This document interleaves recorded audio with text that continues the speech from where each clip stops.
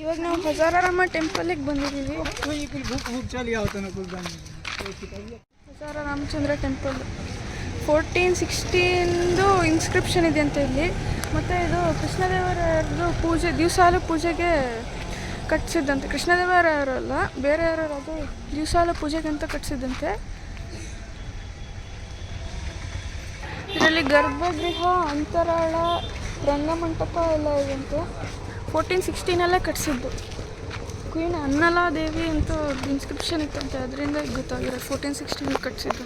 ನೋಡಿ, ಇವೆಲ್ಲ ಸ್ಕಲ್ಪ್ಚರ್ಸು ರಾಮಾಯಣ ಮತ್ತು ಭಾಗವತದ್ದು ಎಲ್ಲ ಡಿಪಿಕ್ಟ್ ಮಾಡುತ್ತಂತೆ.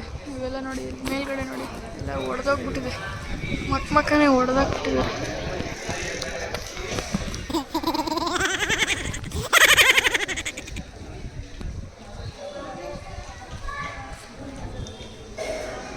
ಗ್ರನೈಟಲ್ಲಿ ಮಾಡಿರೋದು. ರಾಮಾಯಣ ಮತ್ತು ಭಾಗವತದ್ದು ಎಪಿಸೋಡ್ಸ್ನ ಡಿಪಿಕ್ಟ್ ಮಾಡುತ್ತಂತೀವೆಲ್ಲ. ದೇವರದ ಗರ್ಭಗೃಹ ಅದರೊಳಗಡೆ ಇದೆ ಅಂತೆ. ಇಲ್ಲೊಂದು ಹಿಂದ್ಗಡೆ ಹೋಗೋಕ್ಕೆ ಇದೆ, ಅಲ್ಲಿ ಹಿಂದ್ಗಡೆ ಜಾಗ ಇದೆ. ಆದರೆ ಇವಾಗ ಮಳೆ ಬರ್ತಾ ಇದೆ, ಅಲ್ಲಿ ಹೋಗೋಕ್ಕಾಗಲ್ಲ. ನೋಡಿ, ಇಲ್ಲೊಂದು ಟೆಂಪಲ್ ಇದೆ.